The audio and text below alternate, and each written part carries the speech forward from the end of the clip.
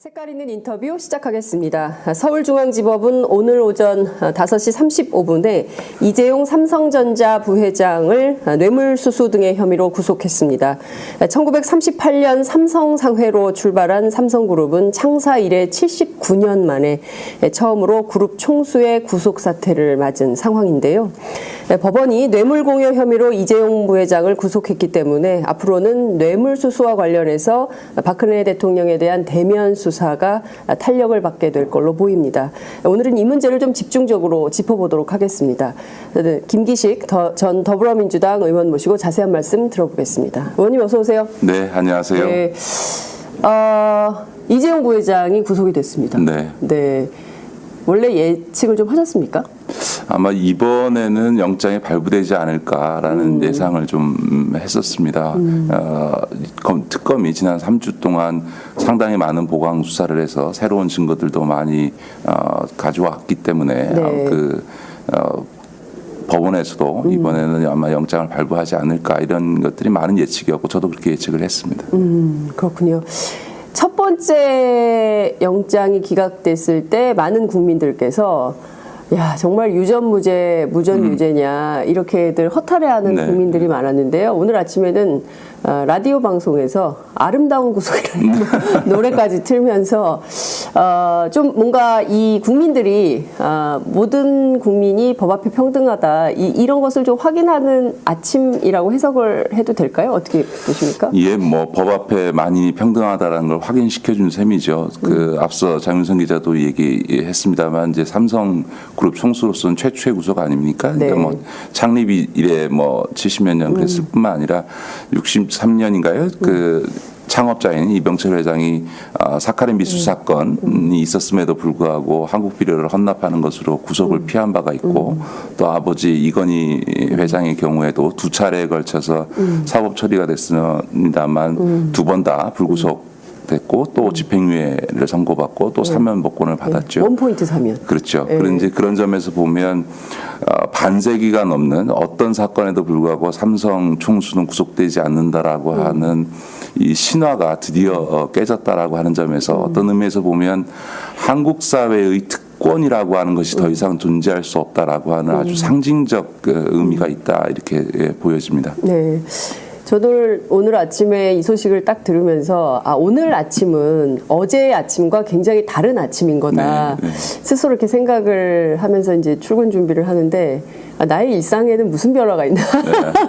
아마 이번 이재용 부회장의 구속은 여러 가지 점에서 큰 파장을 아마 낳을 거라고 생각합니다. 이제 아마 재계에서는 삼성그룹의 총수마저 구속될 수 있다라고 하는 것들이 주는 아마 경각심이 굉장히 클 겁니다. 앞으로는 이런 어떤 불법 행위가 있을 때 예외일 수 없겠다. 이제 이전에 최태원 회장이 재벌 총수로서는 굉장히 장기간 복역하지 않았습니까? 그다음에 거의 3년 가까이 복역을 했는데요. 이번에 이제 이재용 부회장까지 구속되는 사태가 됐고 아마도 지금 적용된 법률의 혐의상 또 그것의 법정형 자체가 집행유예를 선고하기가 굉장히 어려울 거라고 보여지고 동시에 실형이 선고되어졌을 때 차기 정부에 누가 집권을 한다 하더라도 사면권을 행사하는 것은 국민정서상 거의 불가능한 일이기 때문에 이 사안이 갖고 있는 어떤 우리 사회에 있어서 어떤 사법정의의 측면뿐만 아니라 재계의 어떤 기업 행태 또 이 재벌들의 어떤 경영 행태 이런 측면에 있어서 굉장히 깊고 넓은 파장이 있을 거라고 생각하고 이걸 통해서 우리 사회가 한 단계 더 발전하는 계기가 될 수 있을 거라고 생각합니다. 네, 정말 깊고 큰 의미 부여를 해 주셨는데요. 자, 여러분께서는 오늘 아침 어떻게 맞이하셨는지 궁금합니다. 저희 이제 카카오톡 오마이TV 335 여러분 열어놓고 의견 받고 있습니다. 여러분의 오늘 아침 이재용 부회장의 구속 소식을 들은 여러분 여러분의 오늘 아침 표정이 어땠는지 좀 궁금한데요. 올려주시고요. 늘 말씀드리는 것처럼 유튜브 그리고 페이스북, 다음 TV 팟, 아프리카 TV 열어놓고 여러분 기다리고 있습니다. 많이 메시지 남겨주시고요. 김기식 의원님은 경제 전문가세요. 궁금한 내용이 있으시면 다 물어봐 주시기 바랍니다. 제가 빈틈없이 다 전달해 드리도록 하겠습니다. 벌써부터 막 의견이 들어오는데요. 레이첼 팡님께서 사진을 하나 보내셨어요. 네. 뭐야 나촉 되게 좋아. 꿀꺽. 예. 오늘도 오스트리아 비엔나입니다. 이재용 구속 너무 신나네요. 세상은 정말 아름다운 것 같아요. 어제는 굉장히 우울한 메시지를 보내셨던 것 같은데 박근혜 씨도 구속되면 정말 완벽하겠죠? 캬캬캬. 저는 그런 날이 빠른 시일 안에 올 거라고 확신합니다. 이런 의견 주셨습니다. 이준성님께서요. 오늘도 팟짱으로 하루를 시작합니다. 이재용 삼성전자 부회장이 구속이 됐네요. 이제라도 구속이 돼서 다행이고요. 박상진 삼성전자 사장도 특검 연장시켜서 구속영장 재청구해서 구속시키면 좋겠습니다. 최순실에게 돈 준 사람들 다 구속되고 삼성 해고 노동자들 복직시키고 인터넷 기사 본 적이 있는데 삼성전자 서비스 노동자들도 불법 파견이라고 패소했던데 정규직 되셔서 그분들도 다시 복직시키면 좋겠어요. 저도 예전에 삼성전자 다닌 적이 있거든요. 전직 삼성전자 직원이신가 봐요. 네. 굉장히 많은 분들이 지금 계속 올려주시고 계시는데요. 얘기를 좀 들어봐야 되기 때문에. 그 지적하신 내용 중에서 박상진 사장에 대해서 영장이 기각되지 않았습니까? 아마 법원에서는 박상진 사장은 말 그대로 시켜서 한 일이지 본인이 주도적으로 한 것이 아니기 때문에 구속시킬 정도는 아니다라고 판단을 한 것 같습니다. 네네. 근데 이제 이 사안은 굉장히 중요한 어떤 앞으로 특검 수사와 이 박근혜 최순실 게이트 처리에 있어서의 하나의 시사점이 되는데요. 네. 무슨 얘기냐면 물론 당연히 이번 그 삼성 건의 주도는 이재용 부회장이 했고 네. 그랬습니다만 과연 시켜서 했다고 해서 이 불법 행위를 한 것에 대해서 어느 정도로 처벌해야 되느냐라고 하는 문제죠. 예를 들어서 블랙리스트 작성 과정에서 문체부의 공무원들이 관여했었고요. 삼성물산과 제일모직 합병 과정에서 복지부 공무원들이 위법한 행위를 하지 않았습니까? 과연 이들을 단지 시켜서 했으니까 뭐 좀 봐준다 이렇게 가게 되면 이게 그 올바르냐 우리 사회 시스템에서 보면 오히려 저는 적극적으로 시켜서 했다 하더라도 그 부분에 대해서 적극적 사법 처리를 해야 앞으로 이 부하 직원들이 그 재벌이 됐든 아니면 공무원이 됐든 위법한 행위에 대해서는 못하겠다라고 거부할 수 있는 것이 아니고 우리 국민들께서 이거 좀 법률로 만들었으면 좋겠어요. 우리 국민들께서 촛불 과정에서 분노했던 것 중에 하나는 최순실이라고 하는 민간인에 의해서 이렇게 국정이 농단되는 상황에서 어떻게 공무원들이 그것에 저항 한번 제대로 안 하고 시키는 대로 했느냐. 예를 들어서 이번 특검 수사를 지금 사실상 책임지고 있는 윤석열 검사의 경우에는 위법한 지시에 대해서 난 못 따르겠다라고 소위 이 불이익을 감수하면서까지 저항을 했는데 어떻게 행정부의 공무원들이 그럴 수 있느냐라고 하는 이제 분노가 있지 않습니까? 그런 것처럼 이런 어떤 주범은 있겠습니다만 종범에 해당되는 이런 어떤 실무자들에 대한 사법 처리의 수위를 어떻게 할 거냐 또 법원이 나중에 기소되어졌을 때 어느 수위에서 처벌을 할 것이냐라고 하는 문제도 우리 사회의 어떤 시스템의 어떤 근본적 변화라고 하는 측면에 있어서는 특검이나 검찰 또 법원에서 깊게 고민해야 될 대목이 아닌가 싶습니다.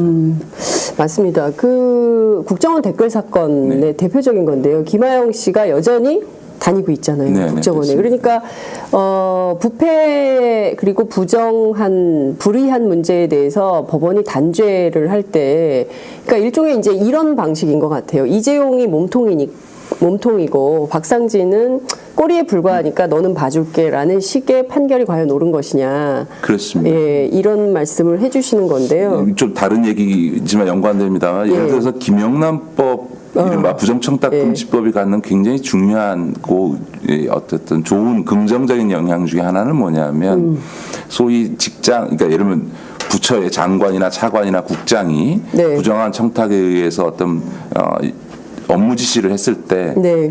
그 밑에 부하 직원이 그것을 수행하게 되면 이제 김영란법상 네. 처벌받기 때문에 그런 위법한 지시나 혹은 뭐 부정한 청탁 법상 위반되는 청탁에 의한 지시는 이행할 수 없습니다.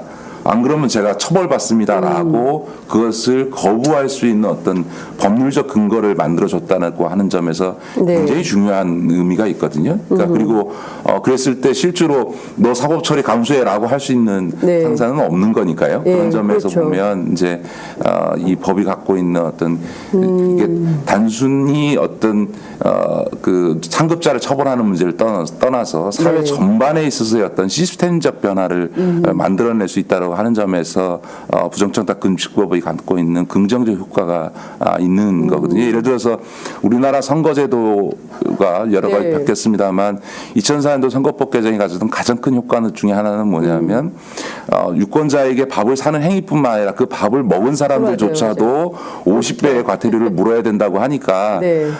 그런 얘기가 나왔을 때 아유 저뿐만 아니라 선생님께서도 50배 과태료 물기 때문에 이걸 식사 대접을 못합니다라고 했을 때 사람들이 순순히 그걸 받아들이게 되거든요. 그러니까 그렇게 소위 위법한 행위에 대해서 당당하게 거부할 수 있는 어떤 사회 풍토들을 만들어가는 측면에 있어서 우리가 주목해야 되고 저는 그런 점에서 이번 박근혜 최순실 게이트 사건을 수사하는 과정에서 소위 시켜서 난 어쩔 수 네. 없었다라고 얘기하는 공무원들이라든가 기업체의 어떤 관계자들에 대해서 한번 특검과 검찰, 법원이 깊게 우리 사회를 한 단계 업그레이드 시키는 측면에서 네. 고민해 줘야 한다고 생각합니다. 네. 그러니까 일종의 이제 그 국민정서법 같은 게 있잖아요. 네. 그래서 이 사람이 몸통이니까 몸통은 처벌하되 이거 시켜서 했으니까 시킨 놈을 좀 봐줘야 되는 거 아니야? 뭐 이런 생각들을 여전히 하시는 분들이 있지만 사법정의를 세운다는 측면 그리고 다시는 또 똑같은 범죄 행위가 재발되지 않도록 하기 위해서는 분명한 법의 잣대가 필요하다. 예, 이런 말씀 그런 주신 거예요. 점에서 뭐 박상진 사장 같은 경우에는 삼성의 어쨌든 권력 구조에서 보면 진짜 사실 굉장히 낮은 네. 사장이긴 하지만 예. 근데 사장인데 낮아요? 네. 왜냐하면 이제 삼성이라고 하는 건 오너에 의한 황제 경영이 있고 그것을 네. 뒷받침하는 미래전략실이 거의 계열사에 대해서 무소불위의 권력을 행사하는 조직이기 때문에 네. 계열사 사장이라 하더라도 더군다나 뭐 권원 사장이나 윤봉 네. 사장이나 고동진 사장 같은 위치가 아니니까요. 그런데 이제 오히려 박상진 사장의 처리 문제보다 더 주목해봐야 될 것은 최지성 미래전략실 실장인 최지성 부회장과 네. 장충기 사장에 대해서 과연 네. 특검이 구속영장을 청구할 거냐 그리고 법원이 어떻게 판단할 거냐라고 하는 문제가 지금 방금 말씀드린 문제에 있어서는 대단히 중요한 문제다 저는 그렇게 생각을 합니다. 박상진 사장은 직접 독일에 건너가서 코레스포츠하고 서명을 하고 계약을 맺은 당사자인 것이고요. 최지성 부회장이나 장충기 사장은 실제로 미전실 안에서 이재용 부회장을 서포트하면서 이 모든 사건을 함께 모의했던 모의 정도가 아니고 아마도 네. 최지성 실장이나 장충기 사장이 이 모든 과정에 네. 소위 박상진 사장을 포함해서 삼성 관계자들에 대한 일상적인 보고와 지시는 아마도 중요한 결정은 이재용 부회장이 했겠습니다만 네. 일상적으로는 최지성 실장과 장충기 사장이 네. 했다고 봐야 되겠죠. 네. 네, 그렇군요. 그러니까 이 특검이 앞으로 최지성 부회장과 장충기 사장에 대해서 어떻게 할지 그것도 지금부터 봐야 되는 중요한 포인트다. 그렇습니다. 이런 말씀을 좀 드리겠습니다. 이재용 부회장한테 씌워진 혐의가 모두 5가지입니다. 네. 하나는 뇌물, 횡령, 범죄 수익 은닉, 국외재산 도피, 그리고 위증. 이제 위증 이렇게 5가지인데요. 5가지 중에 가장 큰 범죄 물론 다 황당하고 나쁜 네. 범죄지만 그 중에서 제일 법원이 심각하게 봤다라고 보면 역시 뇌물. 가장 중요한 것은 네. 이 뇌물죄 적용 문제겠죠. 사실은 이번 이제 이재용 부회장의 네. 구속영장 발부라고 하는 것은 특검 입장에서 보면 소위 수사의 본령에 해당되는 영역에 있어서 한 고비를 넘어갔다 이렇게 볼 수 있습니다. 그러니까 박근혜 최순실 게이트의 큰 두 축이 하나는 국가 기밀을 민간인에게 유출한 그걸 통해서 국정농단이 이루어졌던 부분들이 이제 한 축인데요. 이전과 관련해서는 많은 증거가 이미 나왔고 또 그것에 대해서 법원이 구속영장 발부하는 과정에서 법리적으로도 다 인정을 한 셈이었던 건데 이제 넘지 못했던 하나의 영역이 소위 이 미르 스포츠 K 스포츠 재단에 대한 어떤 출연이라든가 또 삼성이 최순실과 정유라에 대해서 지원했던 부분을 대가성 있는 뇌물로 볼 거냐라고 하는 부분이 큰 어떤 본령 중에 하나였는데 이거에 대해서 법원이 어쨌든 혐의 사실에 대해서 충분히 구속 사유에 해당된다라고 인정을 했다는 점에서 큰 본령을 넘는 거죠. 그런 점에서 보면 이재용 부회장의 구속으로 특검은 전체적으로 이 수사에 한 고비를 넘겼다 이렇게 볼 수 있는 것 같고요. 그런 점에서 보면 이재용 부회장에 적용된 수많은 적용 5개의 어떤 혐의가 있습니다만 그거는 일단 기본적으로 뇌물죄라고 하는 것을 두고 거기에 연관된 어떤 그 돈을 마련하기 위해서 횡령이 이루어지는 거고 돈을 그렇죠 횡령해서 뇌물을 줬다 이렇게 보는 거고요. 또 한편에서 뇌물을 주기 위해서 승인 없이 자금을 해외로 반출했기 때문에 이제 그거에 대해서 법률 위반을 적용하는 것이기 때문에 큰 축에서 보면 뇌물죄 문제가 제일 중요하고 또 이것은 박근혜 대통령의 탄핵 사유 중에서 가장 중요한 구성 요소이기 때문에 법원이 이것을 영장을 발부했다는 것은 헌재가 이제 앞으로 3월 초로 예상되는 이제 탄핵 심판 결정 과정에서도 상당히 중요한 어떤 영향을 미치지 않을까 이렇게 생각을 합니다. 전체 지난해 9월 한겨레 첫 보도 물론 이제 7월에 조선 TV조선 보도도 있었습니다만 그 9월을 기점으로 본다면 벌써 5개월째 이어진 전반적인 이 사태 과정 중에 어제가 제일 중요한 날이었다 이렇게 볼 수도 있겠네요. 그렇습니다. 그러니까 예를 들어서 그 박근혜 최순실 게이트의 사건의 시작이라고 하는 게 K스포츠 재단과 미르 재단에 대한 어떤 문제였고 거기에 대한 기업의 출연 과정의 문제로부터 시작된 거 아니겠습니까? 그런 점에서 어떤 재단에 돈을 출연한 행위 또 그 과정에서의 어떤 대가성 여부 이 돈의 어떤 뇌물적 성격 이런 문제를 규명하는 문제는 이 사건의 처음이자 끝이라고 얘기할 수 있는 건데 그 부분에 있어서 특히나 미르재단이나 K스포츠재단 이외에 직접적으로 최순실과 정유라에게 자금을 제공했던 만약에 이재용 부회장과 삼성이 여기서 구속할 수 없었다면 아마 다른 기업들에 있어서 어떤 수사에서는 당연히 그건 구속영장 자체가 성립되기 어려운 것이었기 때문에 이 산을 못 넘고는 뇌물죄 수사는 거의 진전되기 어려웠다고 봐야 되겠죠. 근데 그 산을 이제 넘었기 때문에 박근혜 대통령에게는 뇌물죄를 적용을 할 수 있는 근거가 생긴 것이고 또 다른 대기업들에 대해서도 수사에 탄력을 붙일 수 있는 계기가 마련됐다고 봐야 되겠죠. 두 가지를 좀 나누어서 여쭤볼게요. 이제 첫 번째는 이제 전체 대기업 수사에 대해서 시간이 없다. 특검이 이제 열 하루 남은 거죠. 28일을 마지막 종료 시점이라고 본다면 시간이 없기 때문에 이제 삼성에 집중하고 나머지 대기업은 특검 수사 기간이 연장되면 모를까 그렇지 않는다면 하기 어렵다라고 선언을 한 측면이 있어요. 그래서 이 문제를 어떻게 할지가 하나 있고요. 또 하나는 어제 이제 행정법원에서 특검이 제기한 그 소송 있지 않습니까? 청와대 압수수색 불승인 그 집행정지 가처분 소송을 냈는데 이것에 대해서 각하 결정을 내렸어요. 이 문제가 좀 있고요. 그리고 박근혜 대통령 대면 조사 이제 할 수밖에 없는데 왜냐하면 뇌물을 줬다는 게 인정이 됐기 때문에 이제 받은 사람 수사를 해야 될 거 아니겠어요? 그 최순실 씨는 이제 구속이 되어 있는 것이고 요 세 가지를 좀 나누어서 하나씩 설명을 좀 부탁드릴게요.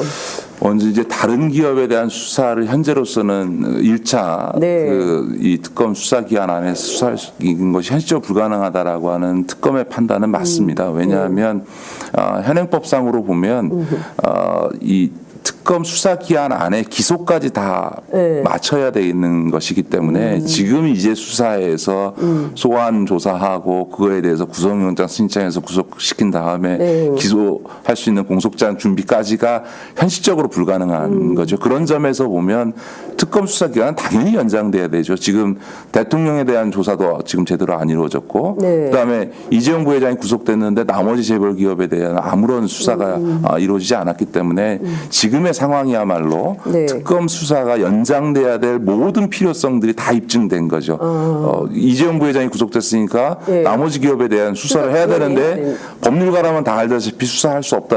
현실적으로 남은 기간 동안 없는 건 너무나 다 분명해졌고요.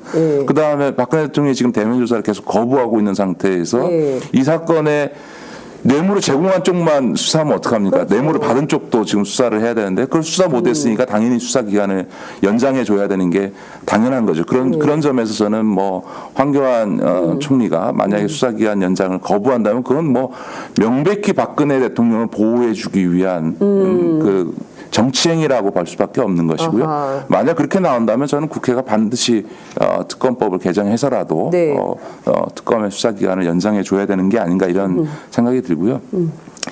청와대 압수수색과 관련해서 법원에서 이제 각하 결정을 내렸습니다. 그러니까 아예 본안 판단 안 하고 이거는 소송 자체가 성립되지 않는다라고 하는 건데 이 점에 대해서 우리 국민들께서 너무 법원을 비난하시지는 않았으면 좋겠습니다. 이게 이제 법리적으로는 법원이 그렇게 판단할 수밖에 없는 측면이 조금 있습니다. 그러니까 예를 들어서 이게 형사 사건의 어떤 진행 과정에 생겨난 문제인데 이거를 행정소송의 대상으로 볼 수 있느냐라고 하는 부분도 있는 거고 또 이 청와대 그 거부 행위를 행정소송이라는 건 행정처분을 전제로 하는 건데 이걸 이제 행정처분이라고 볼 수 있는 거냐. 네. 그다음에 특검이 법원으로부터 발부받은 압수수색 영장을 집행하지 못한 것이 무슨 권리 침해라고 볼 수 있는 거냐라고 하는 거. 그냥 어떻게 보면 영장이라고 하는 거는 집행이 안 되면 경찰력을 동원해서 집행하면 되는 거고 그걸 방해하면 공무집행 방해로 맞습니다. 기소하면 되지 왜 그걸 갖고 소위 이제 권리가 침해된 부당한 행정처분으로 인해서 권리가 침해받은 국민들이 제기하는 행정소송의 형태로 문제를 삼느냐라고 하는 점에서 이 행정소송의 법리 구성상 법원이 이렇게 판단할 수 있는 부분이 있습니다. 그래서 이 점에 대해서는 우리 국민들께서 이렇게 그 압수수색을 거부한 청와대를 비판할 일이지 법원을 막 이렇게 너무 이렇게 공격하시지는 않으셨으면 좋겠다. 오히려 이 압수수색을 정당한 법 집행을 거부하고 있는 이제 청와대가 문제고요. 즉 그렇게 보면 이제 왜 특검 보고 그러면 경찰력을 동원해서 나도 강제 집행 안 하냐라는 얘기가 있습니다만 청와대라는 곳이 어느 곳입니까? 이게 경호실이랑 물리력이 있는데 과연 지금 경찰의 뭐 특검 인력이라고 하는 강제 집행을 할 수 있는 인력은 없으니까요. 경찰의 협조를 요청해야 되는데 과연 경찰이 그런 강제적인 압수수색을 하는데 필요한 병력을 협조해 줄 거냐? 이것도 황교안 총리가 그렇죠. 그 어쨌든 경찰청장이 그 승인해 줘야 되는데 경찰청장을 지금 지휘하고 있는 게 황교안 총리 아닙니까? 그러니까 특검 입장에서는 경찰이 협조를 얻는다는 도리도 없고 서로 협조를 얻는다 하더라도 과연 청와대에 경찰 병력을 동원해서 경호실과 충돌하는 상황을 만들어내는 것이 이게 바람직하냐라고 하는 점에서 특검 입장에서도 이런 압수수색을 강행하기가 어려운 거죠. 그러니까 그런 점에서 보면 법원의 입장도 특검의 입장도 충분히 다 이해가 되는 측면이 있습니다. 그래서 이 문제의 핵심은 이 정당한 영장 집행을 거부하고 있는 청와대와 대통령 권한대행으로서 권한 행사는 하지 않고 나몰라라고 있는 황교안 총리의 문제다 이렇게 좀 보시는 게 정확하다 이렇게 보여지고요. 남은 마지막으로 이제 박근혜 대통령의 대면 조사는 현실적으로 거의 불가능해지고 있는 거 아닌가. 그러니까 예를 들면 계속 지금 모르겠습니다. 이재용 부회장이 구속되었기 때문에 지금 이 청와대가 어떤 판단을 할지 또 이재용 부회장의 구속으로 인해서 특검 수사 연장의 필요성과 또 동의가 국민들 사이에서 훨씬 더 광범위하게 확산되고 있기 때문에 그런 점에서 특검 수사 연장을 안 할 명분으로 형식적으로 대면 조사에 응할 가능성은 일부 있겠습니다만 그러려면 이제 자신들에게 부담을 주지 않는 형태의 어떤 대면 조사 아주 뭐 형식적이고 짧고 편한 대로 하고 싶겠지만 특검 입장에서는 그걸 수용할 이유가 없겠죠. 아마 저는 특검이 원칙에 따라서 박근혜 대통령 대면 조사를 추진할 것이고 그 원칙에 반하는 청와대나 박근혜 대통령 측의 요구를 받아들이지 않을 거라고 보여집니다. 그렇게 되면 네. 사실상 1차 수사 기한 안에 박근혜 대통령에 대한 대면 조사는 사실상 어려운 것이 아닌가. 그런 점에서 결론은 특검 수사 기간을 연장하는 수밖에 없는 거죠. 그리고 네. 그걸 통해서 지금 예상대로 3월 9일이나 10일쯤에 네. 이 헌재 탄핵 결정이 이루어지면 이제 그때부터는 박근혜 대통령이 그냥 사인인 거죠. 예, 자연인 신분으로 돌아가는 거죠. 그러면 이제 언제든지 이 사법적 조치를 취할 수 있기 때문에 지금 이제 연장 안 하려고 하는 게 그것 때문 아니겠습니까? 이게 네. 탄핵되는 상황에서 만약에 특검이 수사 중이면 그렇죠. 박근혜 대통령이 바로 사법 처리될 것을 우려해서 지금 어떻게든지 간에 지금 구속만은 막아야 된다라는 네, 네. 얘기를 그 실제 그 새누리당 아니죠, 자유한국당 네. 관련 의원들이 얘기를 하고 있는 것 같습니다. 현실적으로 탄핵은 피할 길이 없는데 형사처벌은 안 되도록 막는 것이 우리들의 도리다, 뭐 이런 얘기를 하고 있는 것 같습니다. 그래서 탄핵 전에 특검 수사를 종료시키려고 하는 거죠. 그러니까요. 예. 근데 이제 다른 기업들의 경우는요. 네. 특검 수사가 연장되면 당연히 뭐 사법 처리될 거라고 보고요. 뭐 그것이 구속의 형태든 불구속의 형태든 SK, 간에 롯데, 뭐 CJ 전부 다 될까요? 구형 같은 경우도 그렇고요. 근데 지금은 특검의 입장에서 보면 미르 K 스포츠재단에 출연된 돈조차도 네. 뇌물로 보고 있는 거거든요. 그 근거는 박근혜 대통령과 최순실의 재산이 일종의 공유재산이다라고 그렇죠. 하는 경제공동체의 개념을 가지고 있기 때문에 네. 소위 그 K 스포츠재단이나 미르재단의 실질적 소유자가 최순실이었고 네. 또 최순실이 계획한 바에 따르면 그게 출연된 돈의 대부분을 지금 다 빼돌리려고 그렇죠. 했던 것이고 또 이 재단의 과정에 사무실의 위치 또 임원들까지 박근혜 대통령이 다 깨알같이 지시를 했던 걸로 보면 이 재단의 소유권이 사실상 박근혜 대통령과 최순실이 공유하고 있었던 거다라고 네. 보게 되면 우리가 과거 판례로 놓고 보게 되면 대통령에 대한 뇌물죄는 포괄적으로 규정을 하기 때문에 네. 그 시점에서의 구체적인 청탁이 이루어졌지 않다 하더라도 이후에 있을 수 있는 어떤 기대 심리만 가지고도 네. 이 그 대통령에 대한 어떤 포괄적 뇌물죄를 적용할 수 있는 대법원 판례들이 네. 있기 때문에 어떻게 보면 미르 K 스포츠재단에 출연한 네. 모든 돈에 대해서 사법 처리의 대상으로 삼을 수도 있습니다. 물론 그거에 따라서 사법 처리의 수위는 대단히 판단할 수 있겠습니다만 예. 기본적으로는 그렇게 볼 수 있겠죠. 그런 점에서 보면 미르 K 스포츠재단에 자금을 출연했던 부분들에 대해서는 다 수사가 불가피한 거고요. 특히나 총수에 대한 사법 처리가 임박해 있었고 수사가 진행 중이었던 롯데의 경우에는 네. 돈 80억이 이미 전달됐다가 네. 다시 돌려받지 맞죠. 않았습니까? 맞아요. 근데 이제 형사적으로는요.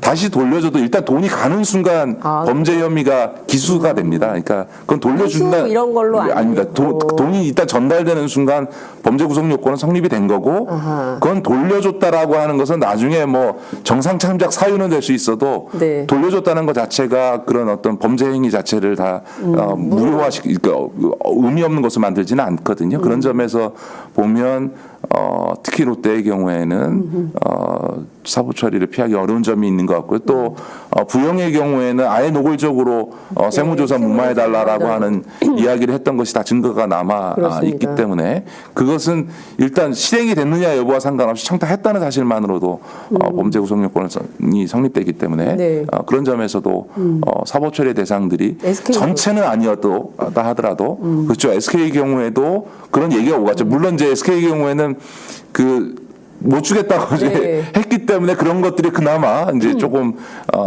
참작 사유는 되겠습니다만 어쨌든 그런 것들이 미르 K 스포츠재단 이외에 말이 오고 갔다라고 하는 네. 것 자체도 네. 대단히 다른 기업과는 다르기 때문에 그것 역시 수사의 대상이 될 수밖에 없는 이런 상태입니다. 그래서 이 다른 기업들에 대한 수사는 불가피하다고 생각하고요. 그 특검 수사가 연장되면 그 방향 갈 거고 만약 특검 수사가 연장되지 않는다 하더라도 검찰에서 이미 이재용 부회장에 대한 구속영장이 발부되어 있는 조건에서 이제 특검 수사가 연장되지 않으면 모든 사건이 이제 다시 검찰로 이첩되거든요. 그러면 검찰에서도 그거는 수사하지 않을 수 없을 거다. 다른 대기업에 대해서 그렇게 보여집니다. 예. 그야말로 재계의 피바람이 그 예고되는 이런 상황인데요. 이렇게 좀 갈래를 잡아서 다시 한번 좀 여쭐게요. 황교안 권한대행이 이를테면 특검의 수사기한 연장과 관련해서 관련법에 따라서 처리한다. 그것도 황교안 대행 측 직접 얘기한 게 아니라 측 이렇게 해가지고 언론 보도가 나오고 있어요. 이 얘기는 사실상 하지 않겠다는 주장 아니냐. 그리고 바른정당의 하태경 의원도 황교안 권한대행이 총리가 수사기간을 연장할 리가 없다. 이렇게 좀 부정적으로 보시는 분들이 많은 것 같아요. 의원님은 좀 어떻게 전망을 하세요? 저는 뭐 당연히 특검의 수사기한 연장하는 게 맞죠. 그래서 최소한 법률가라면 그리고 그는 법률가죠. 네, 법률가라면 이거는 특검 수사 기한을 연장해야 될 필요성은 너무나 많은 영역에서 지금 확인이 되고 있는 거고 특검법의 취지도 수사할 것이 남아 있으면 당연히 연장해 주라고 2차 수사 기한을 설정해 준 거 아니까 그거는 법의 입법의 취지상으로도 연장해 주는 게 맞는 거죠. 그럼에도 불구하고 만약에 황교안 총리가 수사 기한 연장을 거부한다면 그거는 명백히 정치적 결정이죠. 박근혜 대통령을 보호해주기 위한 박근혜 대통령의 탄핵 이후 구속만을 막아주기 위한 정치적 결정이고 동시에 본인이 대선에 출마하면서 박근혜 지지층의 지지를 얻기 위한 정치적 고려가 있는 결정이라 이렇게 봐야 하겠죠.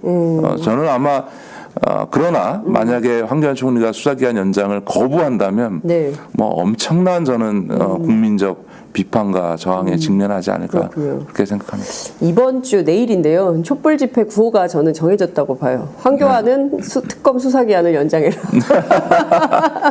이 얘기를 하지 않을까 싶습니다. 물러나라 그러지 않을까요?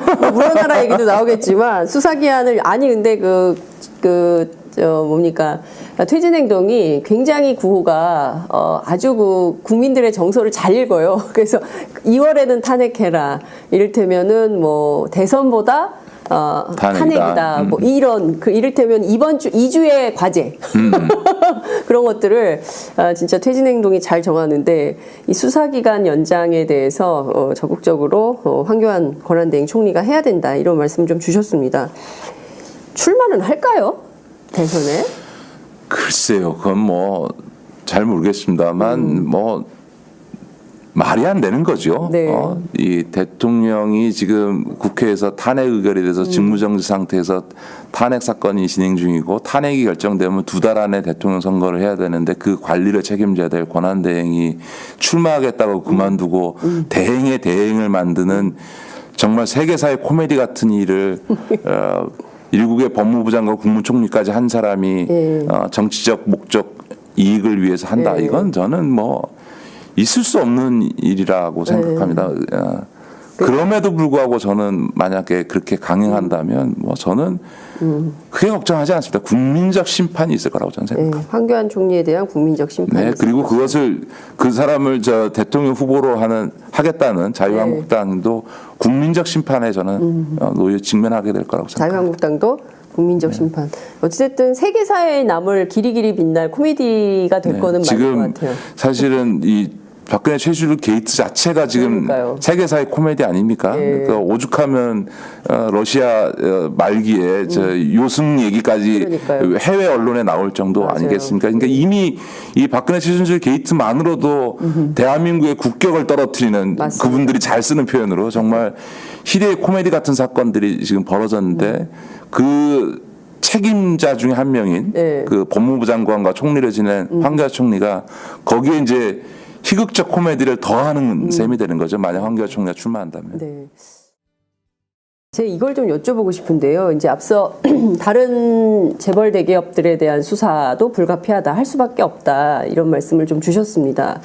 언론이 말이죠. 그 이재용 부회장의 구속영장을 앞두고 논조가 보수 언론이 많이 변했습니다. 특히 이제 경제지하고 조선일보를 비롯한 보수 언론이 이재용 일병 구하기 엄청 나서고 있고 아마 이제 이게 밤사이에 결정이 됐기 때문에 오늘부터 그런 보도는 집중적으로 나올 걸로 보이고요. 마치 그 기업을 건드리면 국가 경제가 막 패망하는 것처럼 그렇게 여론을 잡아가 분명히 이제 자유한국당을 비롯한 보수 정당들도 그렇게 나올 텐데요. 뭐 정경유착이 있고 그 언론과 경제 권력이 얼마나 재벌 권력이 유착되어 있는가를 보여주는 단면이기도 하지만 또 이 여론 시장에 흔들리는 민심이 있거든요. 이런 건 어떻게 봐야 될까요? 저는 정말 우리나라 언론과 기자들이 네. 정말 부끄러워해야 한다고 생각합니다. 그리고 우리 국민들께서도요. 네. 혹시라도 경제에 미치는 파장을 걱정하시는 분이 있다면 걱정하지 마시라는 말씀을 드리고 싶습니다. 예를 들면 가까운 사례부터 제가 네. 앞서 말씀드렸지만 SK의 최태원 회장이 네. 구속돼서 무려 3년 가까이를 감옥 안에 있었습니다. 네. 그때도 이게 경제에 미치는 파장, SK의 투자가 중단되고 막 했지만 지난 그 3년 동안 SK가 망했습니까? 안 망했죠. 망한 정도가 아니고 잘 기업 경영됐습니다.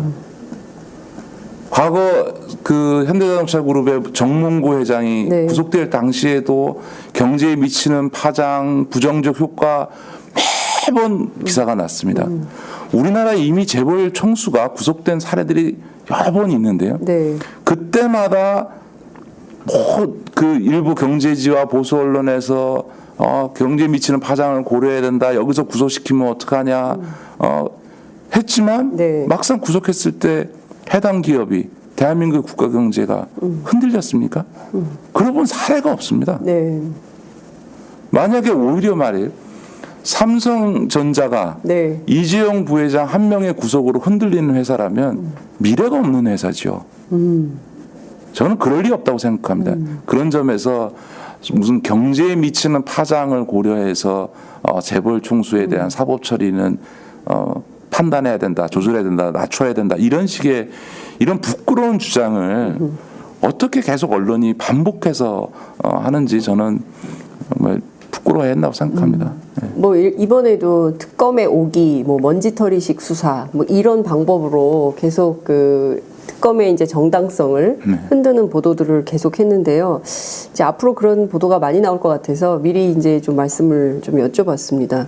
삼성이 패닉에 빠졌다. 그래서 삼성 자체로서도 굉장히 내부가 흔들릴 거다. 왜냐하면 경영권 후계 구도가 흔들렸기 때문에 앞서 이제 경영 공백은 없을 거다 이런 말씀 주셨는데 중요한 것은 이재용 부회장이 이 삼성의 경영권 승계 작업이 시작된 게 1994년.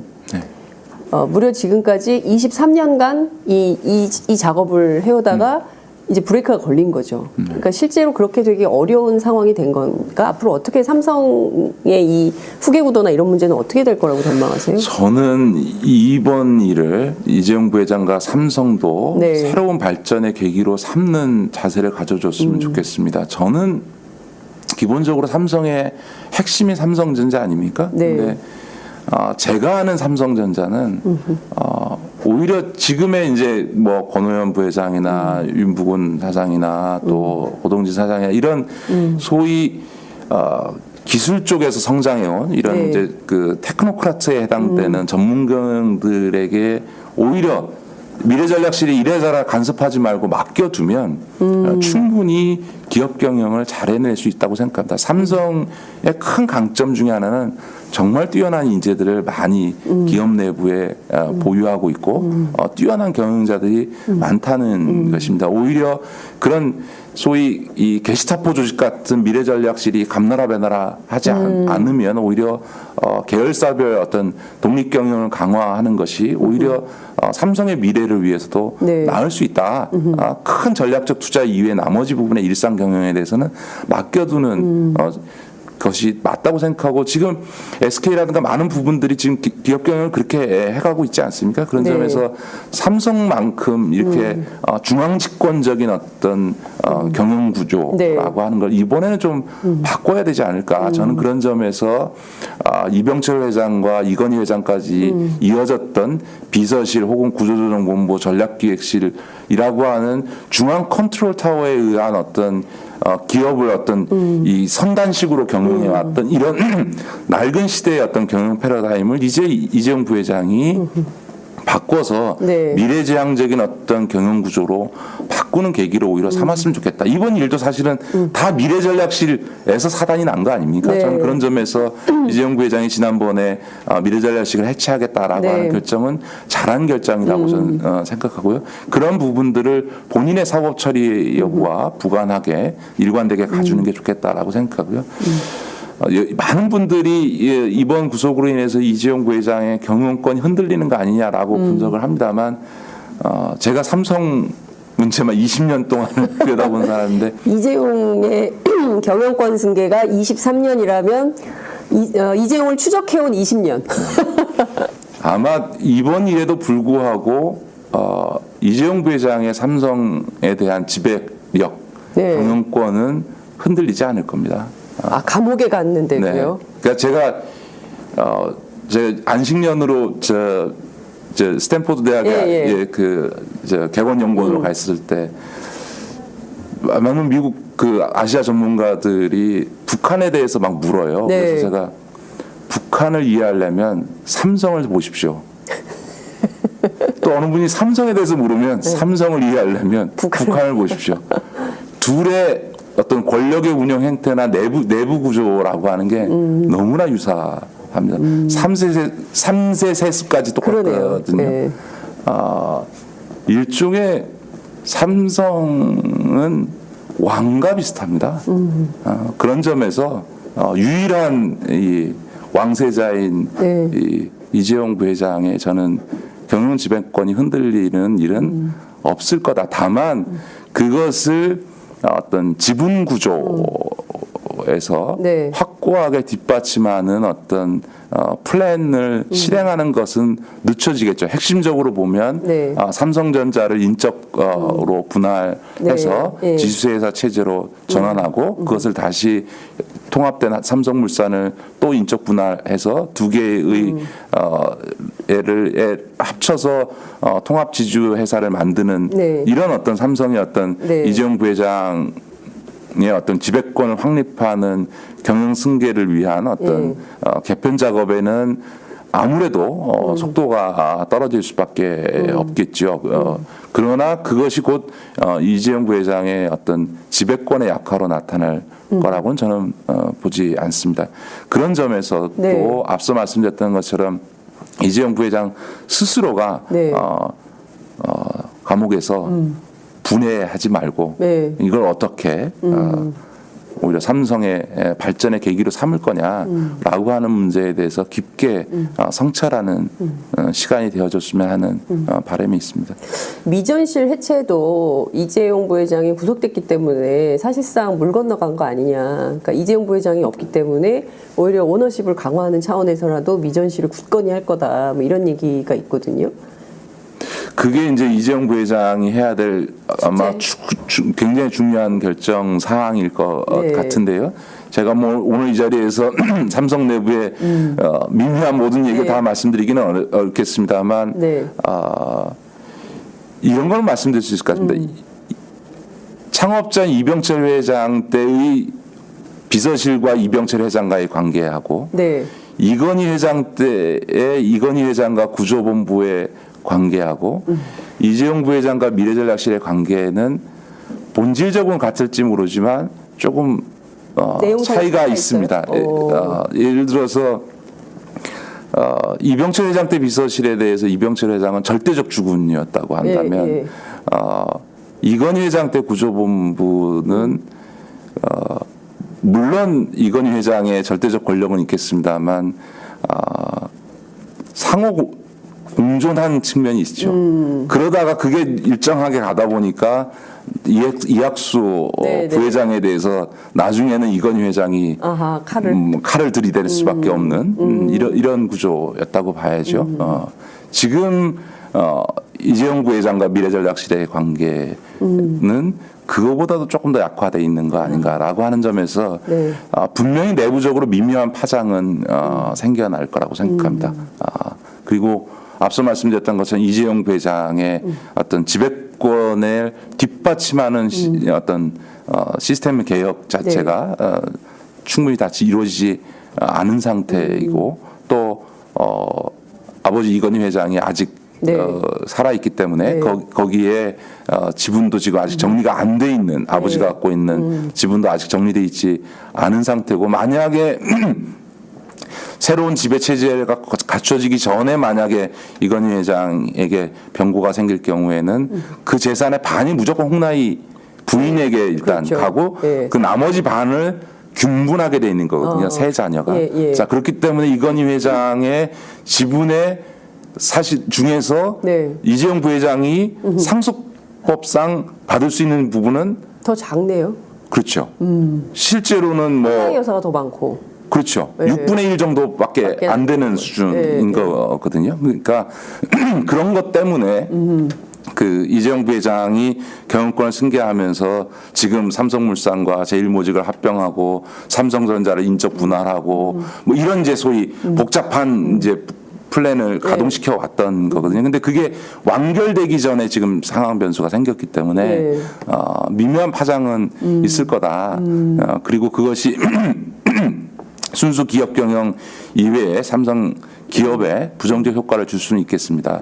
그러나 그런 어떤 과정에도 불구하고 제가 보기에는 이재용 부회장의 네. 지배력은 네. 본질적으로 흔들리지 않을 그렇군요. 거다 이렇게 봅니다. 이씨 왕조는 영원하다.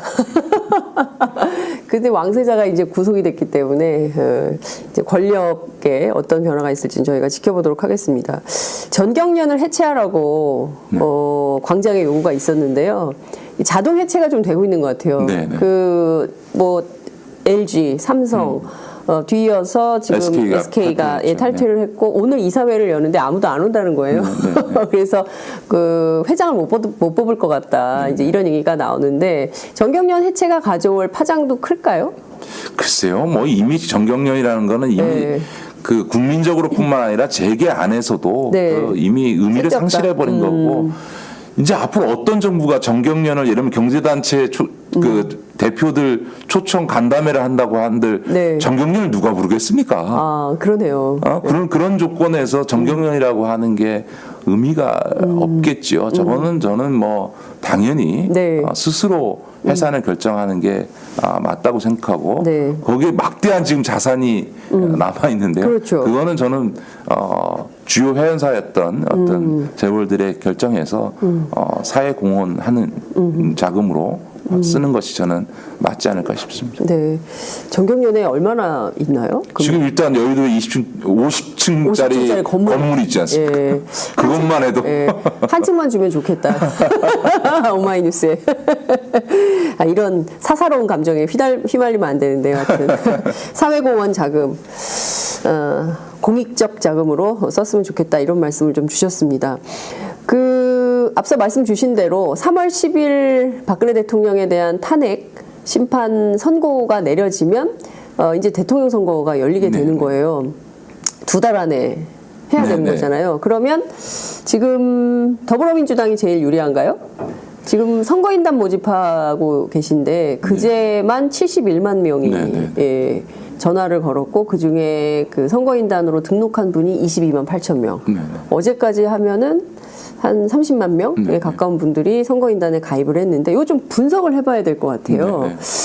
그 역선택. 그래서 박사모. 박사모가 다 가입해가지고 문재인 떨어뜨리자 이런 운동을 한다고 하는데요. 어떻게 보세요? 예, 일단 현상. 뭐 지금 정권 교체는 우리 국민들께서 특히 중도 심지어 보수적인 분들까지도 기정사실로 받아들이기 시작하신 것 같아요. 그러니까 이제는 바뀌어져야 되는 거 아니에요. 제가 아는 아주 보수적인 기업하시는 분도 이번엔 정권 교체 해야 되는 것 같다.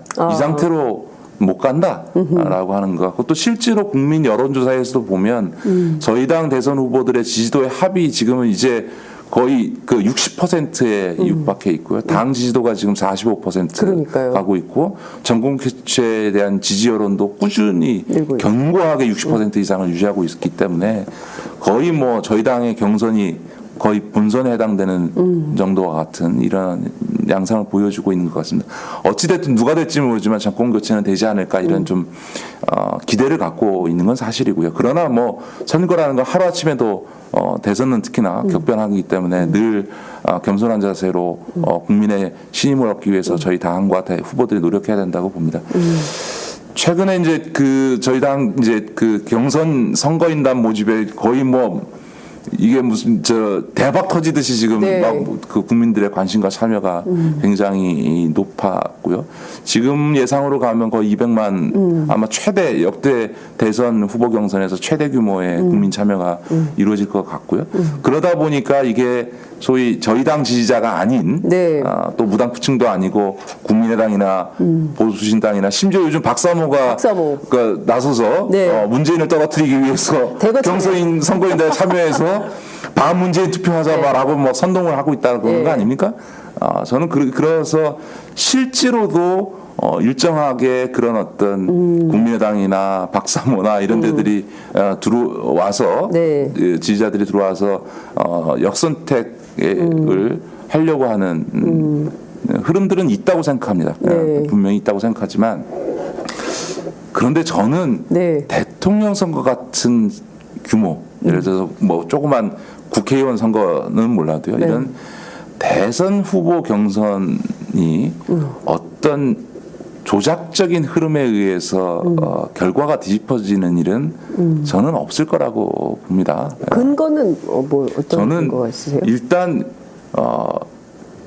크게 보면요 경선 결과가 한 번도 국민의 민심에 반하는 결과가 나온 사례가 없습니다. 그러니까 대개 여론조사에서 확인되어지는 어떤 이게 예를 들어서 무슨 오차범위 내에서의 어떤 경합이다 이러면 이제 뒤집어지기도 합니다만 네. 이게 대개 민심에서 나타나는 흐름들이 대체로 대통령 선거에는 거의 일치되게 네. 나타납니다. 예를 들어서 노무현 대통령이 2%인데 뒤집지 않았냐라고 얘기하지만 사실은 경선을 들어갈 시점에는 이미 노무현 후보가 이인재 후보를 압도하고 있는 상황들이 이미 확인된 조건에서 경선 과정에서 표록을 확인해 줬을 뿐인 거거든요. 그런 점에서 저는 뭐 어느 쪽에서 네. 아주 불순한 의도를 갖고 더불어민주당 경선에 의도적으로 조직적으로 개입하려는 흐름들은 있다고 보여집니다만 누구를 떨어뜨리기 위해서 이 더불어민주당 경선에 참여해서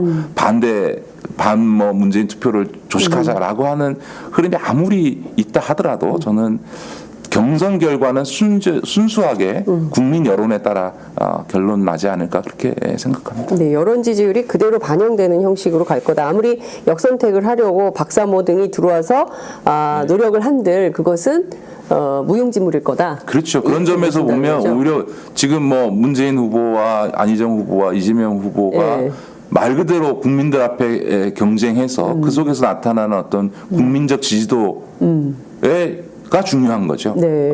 거기서 무슨 변동이 생기면 우리 당의 경선에도 변동이 생길 것이고 거기서 현재와 같은 양상이 그대로 유지된다면 저는 대선 경선도 결과도 비슷하게 나타나지 않을까 그렇게 생각합니다. 보수가 어떤 선택을 할까요? 이를테면 지금 뭐 샤이박근혜 얘기도 나오고 뭐 이러는데요. 이제 중요한 것은 대한민국 사회에서 여전히 30%라는 보수, 강고한 보수, 우익적 성향이 있는 이 표가 존재를 하는 것인데 지금은 워낙 박근혜 최순실 게이트가 너무 기가 막혀가지고 얘기는 못하지만 이 탄핵이 인용이 되고 이를테면 그 대선 전국이 열리면 이 2달 안에는 또 다른 변수, 이를테면 지금 북한 문제를 비롯한 안보 변수. 그래서 안보라든가 이를테면은 뭐 더불어민주당 후보에 대한 뭐 비호감이라든가 뭐 이런 것들이 막 흔들리면서 이를테면 다시 또 한번 판이 요동칠 것이다. 뭐 박지원 그 국민의당 대표 같은 경우에는 3월 빅뱅설 뭐 이런 거를 이제 주장을 하기도 하는데요. 이를테면은 그런 방법으로 지금은 이제 탄핵과 특검 그러니까 헌법재판소와 특검이 이슈를 주도하기 때문에 이렇게 높은 지지율을 보이지만 선거 국면이 열리면 또 완전히 달라질 가능성이 있다. 이렇게 분석하는 분들도 계시거든요. 저는 뭐 선거와 정치에서 뭐 모든 걸 예단할 수 없고요. 네. 정말 정치는 살아있는 생물이니까 어떻게 변동할지는 모르겠습니다만 대체로는 지금까지의 흐름이 저는 유지되지 않을까 싶다. 그런 변동이 발생하기에는 네. 너무 선거가 짧아요. 짧죠. 예를 들어서 지금으로부터 이제 3월 초에 탄핵 결정 나는 데까지 지금 뭐 거의 보름밖에 안 남은 네. 셈이고요. 그리고 나서 탄핵 결정이 되면 경선 과정이라는 게 거의 20일 네. 정도, 20여일 정도고요. 경선에서 후보 뽑히면 한 달 만에 선거를 해야 되는 거거든요. 그러니까 그러네요. 그런 점에서 민심의 도도한 흐름을 크게 변경시킬 만한 변수가 생기지 않는 한 네. 현재 흐름들이 유지되지 않을까. 그런 점에서 저희 당으로서는 좋은 것은 네.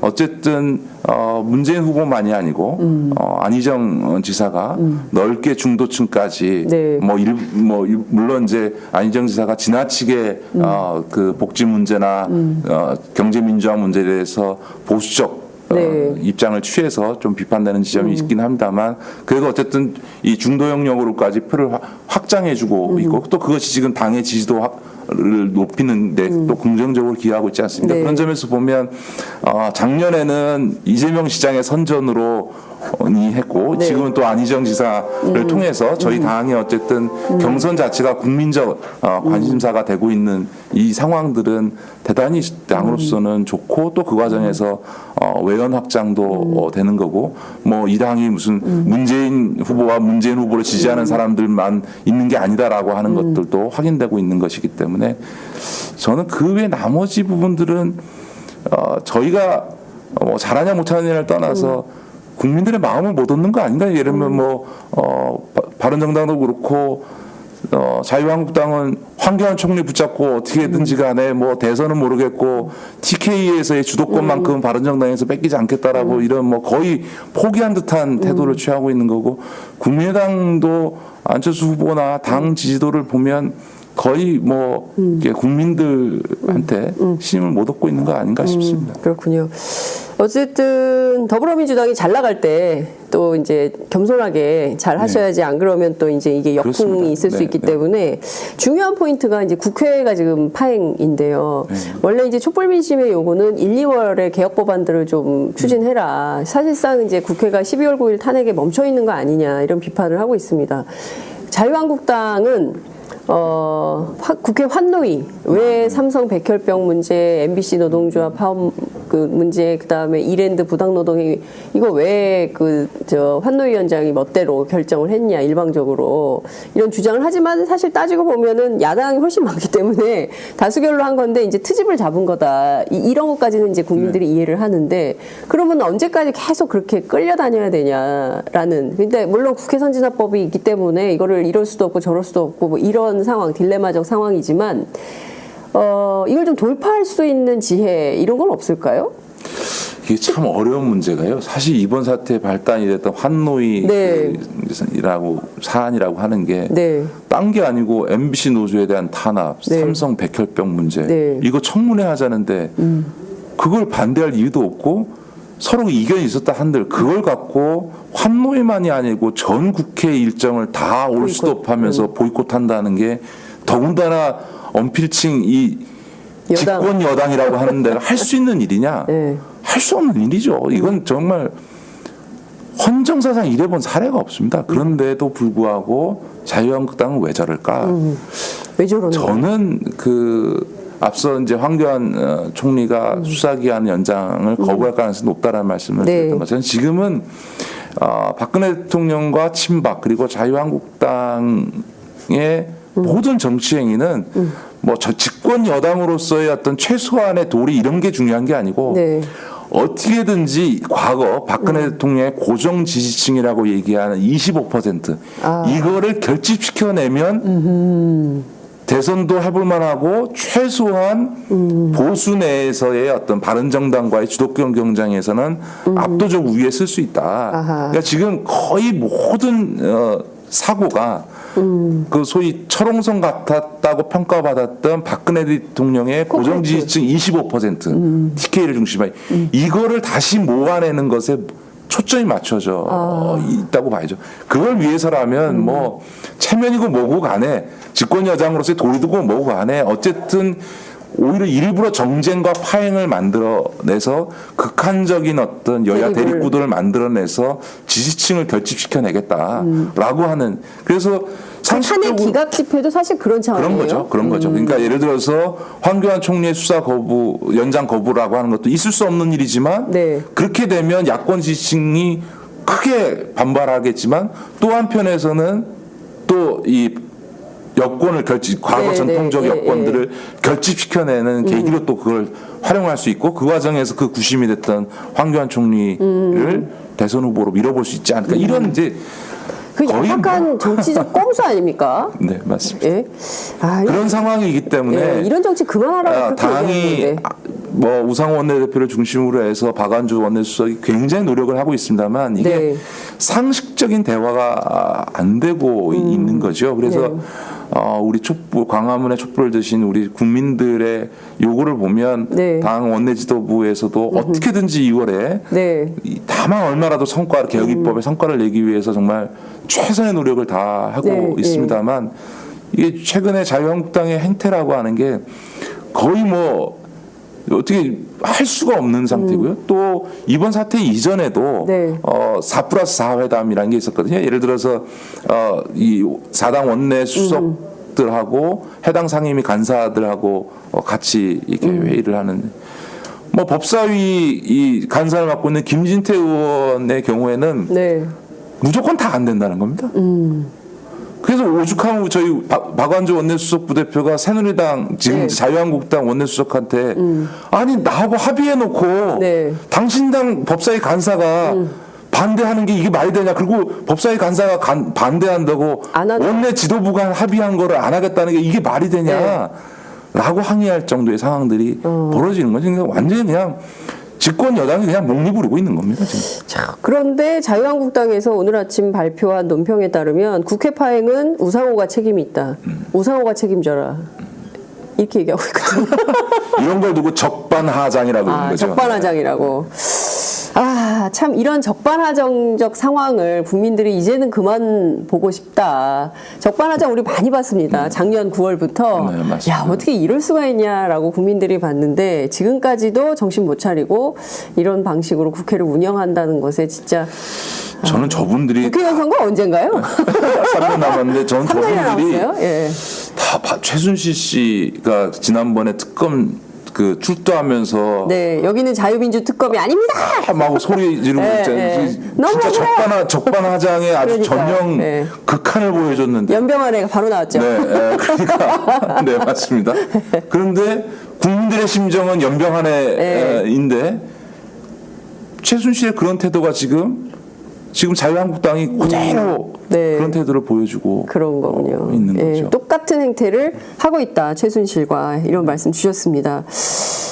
정말 오늘 그 댓글창이 뜨겁습니다. 근데 과거에는 그야말로 어제 같은 경우는 법원에 대한 욕폭탄이 쏟아졌는데 오늘은 그 아름다운 구속 노랫말을 들으시면서 이재용 구속 사태에 대해서 다시 한번 의미와 평가를 해보는 그래서 내일을 촛불 들고 떠나가자 광장에 나가서 또 외치자 그러면 광장의 민심 촛불의 국민적 다수의 의견이 반영되는 길이 열릴 것이다 이런 기대를 하시는 것 같습니다. 많은 분들께서 그 카카오톡으로 참여를 해주셨는데요. 짱돌님께서 오늘도 오마이뉴스로 아침을 맞이하며 출석합니다. 매일 출석하세요.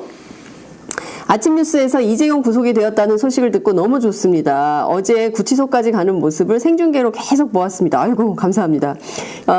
비니지니오님이신가요? 이재용 구속 완전 쌤통. 전경련은 자진의 산을 넘어 강압적 말살로 역사에서 그 어떤 흔적도 없이 영원히 없애버려야 합니다. 새누리당 위헌정당 반드시 강제해산. 좀 강한 구호를 주셨고요. 그 다음에 윈디님께서요.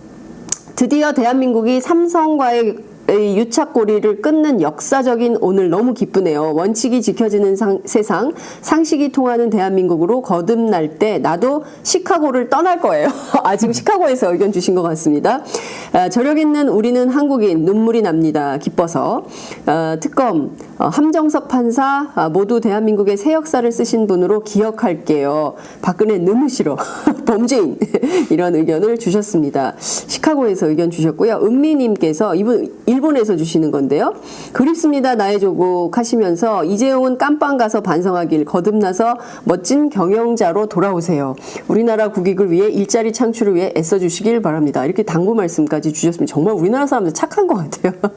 라일락님께서 김기식 의원님 안냐 너무 좋으세요. 너무너무 좋습니다. 오늘 기분 좋은 금요일입니다. 황대행이 특검 연장 안 할 거라 200% 생각하는데요. 혹시 다른 방법 없을까요? 이런 질문 주셨습니다. 이냐니님께서 오후는 장윤선 기자님과 함께 팟짱으로 오후? 오레곤이래요. 미국 오레곤. 지금 오후고요. 비가 옵니다. 오후 4시 40분입니다. 하셨습니다. 오늘은 더욱더 해피하게 오후를 맞이합니다. 이 기세를 몰아서 탄핵까지 가야겠죠? 감사합니다. 이렇게 오레곤에서 의견 주셨습니다. 그리고 또 이영재님께서 이재용 구속 당연한 일이고 감동입니다. 모든 게 촛불시민과 특검팀의 힘입니다. 감사합니다. 이젠 박근혜 탄핵 인용입니다. 빨리 나라 좀 안정이 되었으면 좋겠습니다. 이런 의견 주셨고요. 테레사님께서 어디서 보내신 건가요? 어제는 구름, 오늘은 햇살입니다. 이제부터 시작입니다. 끝까지 지켜봅시다. 부역자들도 구속될 때까지 포기하지 말고 살만한 대한민국을 위해 우리 모두 화이팅. 이분이 어디 외국에서 보시는, 시드니, 호주 시드니에서 테레사님께서 주셨습니다. 굉장히 많은데요. 다 읽으려면 시간이 좀 걸릴 것 같아요. 아이고, 굉장히 많이 주셨습니다. 의원님 그 앞서 질문, 그것만 딱 설명을 하나 해주시죠. 뭐 어떤? 다른 방법 없을까요? 다른 방법 없을까요? 예. 사실 뭐 특검 수사기한 연장은 두 가지 방법밖에 없습니다. 네. 황교안 총리가 승인해주거나 아니면 법을 개정하거나. 근데 이제 내일 촛불 다 나오셔야겠어요. 네. 100만 모여야겠어요. 그러니까 이제 황교안 총리의 결정은 정치적 계산에 의한 것이기 때문에 그 정치적 계산의 요소에 네. 당신 그래도 대통령 나오고 싶으면 연장 안 하고 나왔다가는 돌 맞을 거다. 돌 맞을 거다. 이런 이제 이거라도 해라. 해야 되는 게 중요할 것 같고 만약에 그렇게 되지 않으면 결국은 국회가 이제 특검법을 연장하는 방법밖에 없는데 사실상 현실적으로 쉽지는 않습니다. 그 자유한국당이 끝까지 반대하게 되면 실제로 법 처리가 네. 국회의장의 직권 상정 요건에 해당되느냐라고 하는 문제에 있어서 네네. 지금 원내교수단체를 구성하고 있는 4당 중에서 3당이 합의하면 그걸 받아줄 거냐. 사실 네네. 200석이 넘으니까. 그렇죠. 그런 예. 점에서 직권 상정 요건에 해당된다 안 된다라고 하는 그 논란이 계속 있을 수밖에 없기 때문에 네. 아마 당에서도 그 점에 대해서는 황교안 총리가 거부하는 상황. 그래서 네. 다음 주 아마 수요일 정도까지 네, 네. 황교안 총리의 연장 결정 여부를 보고 23일 본회의 때 이 법안을 처리할 것이냐. 지금은 현재로서는 처리할 수 있는 방법은 국회의장의 직권 상정 그렇죠. 이외에는 방법이 없습니다. 안 그러고는 지금 뭐 법사위를 통과할 가능성 없고요. 또 여야가 합의할 가능성도 자유한국당의 반대로 4당이 다 합의하는 건 어려울 겁니다. 아마 다만 바른 정당에서는 지금 네. 특검 연장에 동의하고 있기 때문에 최소한 3당 간의 합의는 가능하고 그게 절대 다수인 3분의 2에 해당되기 때문에 네. 의장께서 결단을 하실지 그 여부는 좀 지켜봐야 될 것 같습니다. 국회의장실에 전화 좀 하시고요. 그리고 내일 촛불 집회에 황교안 총리에게 좀 그 말씀을 좀 드려야겠네요. 촛불로 어떤 일을 하셔야 될지. 예, 알겠습니다. 시간이 다 돼서 시간이 넘었네요. 69분 55초 지나고 있습니다. 오늘 말씀 정말 잘 들었고요. 역시 삼성 베테랑 전문가다. 저희가 이제 매일 이렇게 과외 선생님 모시고 국민들이 과외를 하고 있어요. 어제는 박범계 의원이 나오셔가지고 법률 공부를 싹 시켜주셨거든요. 오늘은 김기식 의원님 모시고 저희가 삼성 공부 정말 싹 잘 했습니다. 매일매일 과외 받는 기분 괜찮으시죠, 여러분? 공짜예요. 많이 공유하기, 그리고 구독하기, 그리고 좋아요로 힘을 주시기 바랍니다. 오늘 말씀 여기까지 듣겠습니다. 고맙습니다. 네, 고맙습니다. TV조선 보도도 있었습니다만 9월을 기점으로 본다면 벌써 5개월째 이어진 전반적인 이 사태 과정 중에 어제가 제일 중요한 날이었다, 이렇게 볼 수도 있겠네요. 그렇습니다. 그러니까 예를 들어서 박근혜 최순실 게이트의 사건의 시작이라고 하는 게 K스포츠재단과 미르재단에 대한 어떤 문제였고, 거기에 대한 기업의 출연 과정의 문제로부터 시작된 거 아니겠습니까? 네, 그런 점에서 어떤 재단에 돈을 출연한 행위, 또 그 과정에서의 어떤 대가성 여부, 이 돈의 어떤 뇌물적 성격, 이런 문제를 규명하는 문제는 이 사건의 처음이자 끝이라고 얘기할 수 있는 건데, 그 부분에 있어서 특히나 미르재단이나 K스포츠재단 이외에 직접적으로 최순실과 정유라에게 자금을 제공했던, 만약에 이재용 부회장과 삼성이 여기서 구속할 수 없었다면 아마 다른 기업들에 있어서 어떤 수사에서는 당연히 그건 구속영장 자체가 성립되기 어려운 것이었기 때문에 이 산을 못 넘고는 뇌물죄 수사는 거의 진전되기 어려웠다고 봐야 되겠죠. 근데 그 산을 이제 넘었기 때문에 박근혜 대통령에게는 뇌물죄를 적용을 할 수 있는 근거가 생긴 것이고, 또 다른 대기업들에 대해서도 수사에 탄력을 붙일 수 있는 계기가 마련됐다고 봐야 되겠죠. 두 가지를 좀 나누어서 여쭤볼게요. 이제 첫 번째는 이제 전체 대기업 수사에 대해서 시간이 없다. 특검이 이제 열 하루 남은 거죠. 28일을 마지막 종료 시점이라고 본다면 시간이 없기 때문에 이제 삼성에 집중하고 나머지 대기업은 특검 수사 기간이 연장되면 모를까, 그렇지 않는다면 하기 어렵다라고 선언을 한 측면이 있어요. 그래서 이 문제를 어떻게 할지가 하나 있고요. 또 하나는 어제 이제 행정법원에서 특검이 제기한 소송 있지 않습니까? 청와대 압수수색 불승인 집행정지 가처분 소송을 냈는데 이것에 대해서 각하 결정을 내렸어요. 이 문제가 좀 있고요. 그리고 박근혜 대통령 대면 조사 이제 할 수밖에 없는데, 왜냐하면 뇌물을 줬다는 게 인정이 됐기 때문에 이제 받은 사람 수사를 해야 될 거 아니겠어요? 최순실 씨는 이제 구속이 되어 있는 것이고, 요 세 가지를 좀 나누어서 하나씩 설명을 좀 부탁드릴게요. 먼저 이제 다른 기업에 대한 수사를 현재로서는 1차 이 특검 수사 기한 안에서 수사할 수 있는 것이 현실적으로 불가능하다라고 하는 특검의 판단은 맞습니다. 왜냐하면 현행법상으로 보면 이 특검 수사 기한 안에 기소까지 다 맞춰야 돼 있는 것이기 때문에 지금 이제 수사에서 소환 조사하고 그거에 대해서 구속영장 신청해서 구속시킨 다음에 기소할 수 있는 공소장 준비까지가 현실적으로 불가능한 거죠. 그런 점에서 보면 특검 수사 기간은 당연히 연장돼야 되죠. 지금 대통령에 대한 조사도 지금 제대로 안 이루어졌고, 그다음에 이재용 부회장이 구속됐는데 나머지 재벌 기업에 대한 아무런 수사가 이루어지지 않았기 때문에 지금의 상황이야말로 특검 수사가 연장돼야 될 모든 필요성들이 다 입증된 거죠. 이재용 부회장이 구속됐으니까 나머지 기업에 대한 수사를 해야 되는데 법률가라면 다 알다시피 수사할 수 없다. 현실적으로 남은 기간 동안 없는 건 너무나 다 분명해졌고요. 그다음에 박근혜 대통령이 지금 대면 조사를 계속 거부하고 있는 상태에서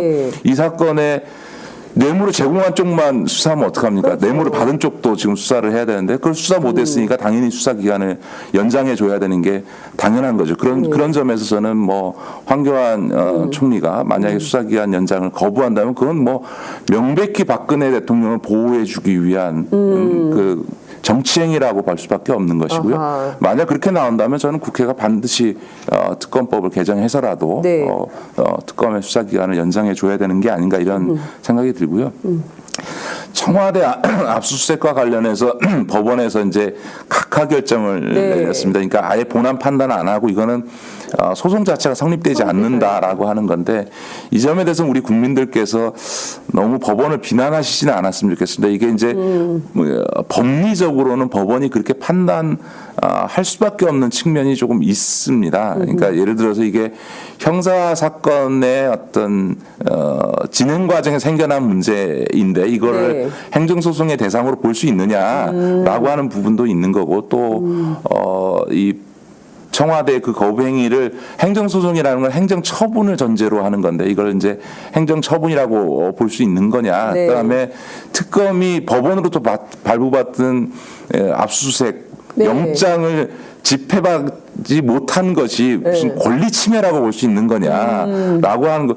그냥 어떻게 보면 영장이라고 하는 거는 집행이 안 되면 경찰력을 동원해서 집행하면 되는 거고 예. 그걸 방해하면 공무집행 방해로 맞습니다. 기소하면 되지 왜 그걸 갖고 소위 이제 권리가 침해된 부당한 행정처분으로 인해서 권리가 침해받은 국민들이 제기하는 행정소송의 형태로 문제를 삼느냐라고 네. 하는 점에서 이 행정소송의 법리 구성상 법원이 이렇게 판단할 수 있는 부분이 있습니다. 그래서 이 점에 대해서는 우리 국민들께서 이렇게 그 압수수색을 거부한 청와대를 비판할 일이지 네. 법원을 막 이렇게 너무 이렇게 공격하시지는 않으셨으면 좋겠다. 오히려 이 압수수색을 정당한 법 집행을 거부하고 있는 이제 청와대가 문제고요. 즉 그렇게 보면 이제 왜 특검 보고 그러면 경찰력을 동원해서 나도 강제 집행 안 하냐라는 얘기가 있습니다만 청와대라는 곳이 어느 곳입니까? 이게 경호심이랑 물리력이 있는데 과연 지금 경찰에 뭐 특검 인력이라고 하는 강제 집행을 할 수 있는 인력은 없으니까요. 경찰의 협조를 요청해야 되는데 과연 경찰이 그런 강제적인 압수수색을 하는데 필요한 병력을 협조해 줄 거냐? 이것도 황교안 총리가 정리해야 그렇죠. 그 어쨌든 경찰청장이 네, 경찰청장. 승인해 줘야 되는데 네. 경찰청장을 지금 지휘하고 있는 게 황교안 총리 아닙니까? 네. 그러니까 특검 입장에서는 경찰의 협조를 얻는다는 도리도 없고 서로 협조를 얻는다 하더라도 과연 청와대의 경찰 병력을 동원해서 경호실과 충돌하는 상황을 만들어내는 것이 이게 네. 바람직하냐라고 하는 점에서 특검 입장에서도 이런 압수수색을 강행하기가 어려운 거죠. 그러니까 그런 점에서 보면 법원의 입장도 특검의 입장도 충분히 다 이해가 되는 측면이 있습니다. 그래서 이 문제의 핵심은 네. 이 정당한 영장 집행을 거부하고 있는 청와대와 대통령 권한대행으로서 권한 행사는 하지 않고 나몰라라 고 있는 황교안 총리의 문제다 이렇게 좀 보시는 게 정확하다 이렇게 보여지고요. 네. 남은 마지막으로 이제 박근혜 대통령의 대면 조사는 현실적으로 거의 불가능해지고 있는 거 아닌가. 그러니까 예를 들면 계속 지금 모르겠습니다. 이재용 부회장이 구속되었기 때문에 지금 이 청와대가 어떤 판단을 할지 또 이재용 부회장의 구속으로 인해서 특검 수사 연장의 필요성과 또 동의가 국민들 사이에서 훨씬 더 광범위하게 확산되고 있기 때문에 그런 점에서 특검 수사 연장을 안 할 명분으로 형식적으로 대면 조사에 응할 가능성은 일부 있겠습니다만 그러려면 이제 자신들에게 부담을 주지 않는 형태의 어떤 대면 조사 아주 뭐 형식적이고 짧고 편한 대로 하고 싶겠지만 특검 입장에서는 그걸 수용할 이유가 없겠죠. 아마 저는 특검이 원칙에 따라서 박근혜 대통령 대면 조사를 추진할 것이고 그 원칙에 반하는 청와대나 박근혜 대통령 측의 요구를 받아들이지 않을 거라고 보여집니다. 그렇게 되면 사실상 1차 수사 기한 안에 박근혜 대통령에 대한 대면 조사는 사실상 어려운 것이 아닌가. 그런 점에서 결론은 특검 수사 기간을 연장하는 수밖에 없는 거죠. 그리고 그걸 통해서 지금 예상대로 3월 9일이나 10일쯤에 이 헌재 탄핵 결정이 이루어지면 이제 그때부터는 박근혜 대통령이 그냥 사인인 거죠. 예, 자연인 신분으로 돌아가는 거죠. 그러면 이제 언제든지 이 사법적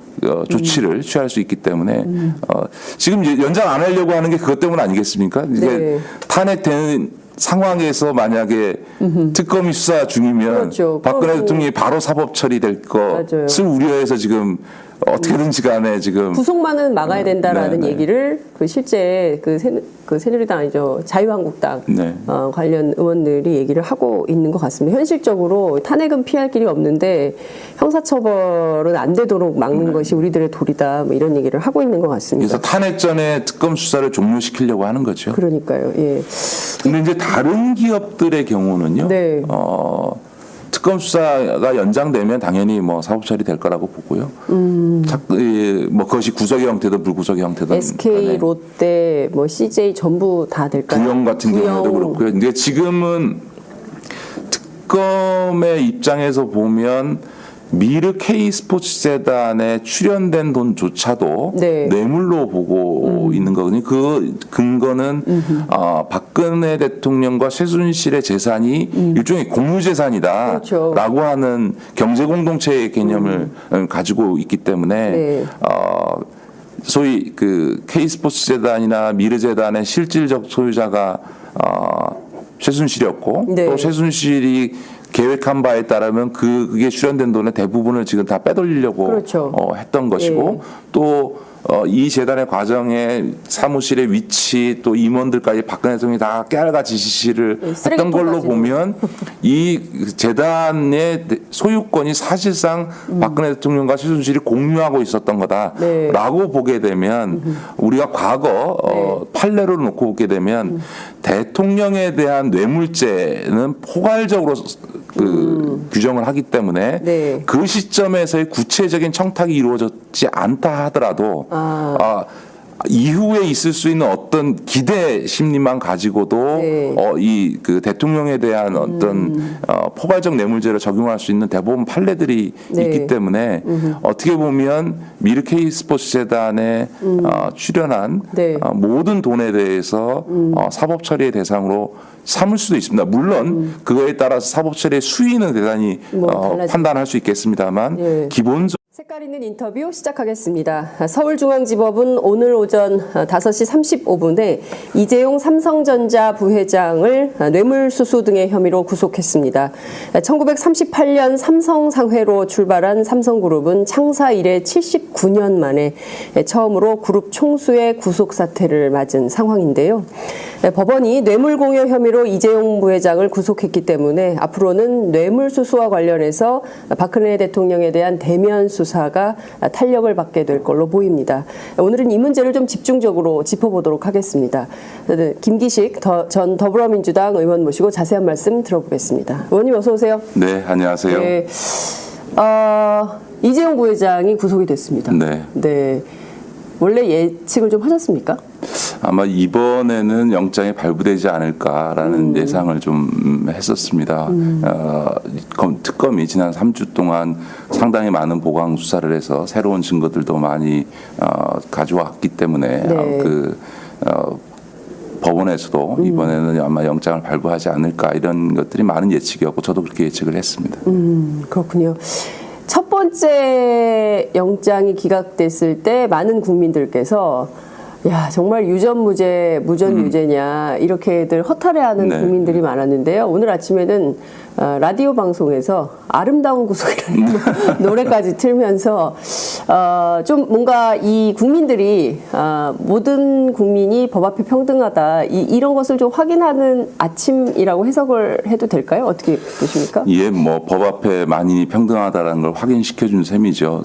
앞서 장윤선 기자도 얘기했습니다만 이제 삼성그룹 총수로서는 최초의 구속 아닙니까? 네. 그러니까 뭐 창립 이래 뭐 70몇 년 그랬을 뿐만 아니라 63년인가요? 그 창업자인 이병철 회장이 사카린 미수 사건이 있었음에도 불구하고 한국 비료를 헌납하는 것으로 구속을 피한 바가 있고 또 아버지 이건희 회장의 경우에도 두 차례에 걸쳐서 사법 처리가 됐습니다만 두 번 다 불구속 됐고 또 집행유예를 선고받고 또 사면 복권을 받았죠. 원포인트 사면. 그렇죠. 그런데 그런 점에서 보면 반세기가 넘는 어떤 사건에도 불구하고 삼성 총수는 구속되지 않는다라고 하는 이 신화가 드디어 깨졌다라고 하는 점에서 어떤 의미에서 보면 한국 사회의 특권이라고 하는 것이 더 이상 존재할 수 없다라고 하는 아주 상징적 의미가 있다 이렇게 보여집니다. 네. 저도 오늘 아침에 이 소식을 딱 들으면서 오늘 아침은 어제의 아침과 굉장히 다른 아침인 거다. 네, 네. 스스로 이렇게 생각을 하면서 이제 출근 준비를 하는데 나의 일상에는 무슨 변화가 있나. 네. 아마 예. 이번 이재용 부회장의 구속은 여러 가지 점에서 큰 파장을 아마 낳을 거라고 생각합니다. 이제 네. 아마 재계에서는 삼성그룹의 총수마저 구속될 수 있다라고 하는 것들이 주는 아마 경각심이 굉장히 클 겁니다. 앞으로는 이런 어떤 불법 행위가 있을 때 예외일 수 없겠다. 이제 네. 이전에 최태원 회장이 재벌 총수로서는 네. 굉장히 장기간 복역하지 않았습니까? 네. 그다음에 거의 3년 가까이 복역을 했는데요. 이번에 이제 이재용 부회장까지 구속되는 사태가 됐고 아마도 지금 적용된 법률의 혐의상 또 네. 그것의 법정형 자체가 집행유예를 선고하기가 굉장히 어려울 거라고 보여지고 네.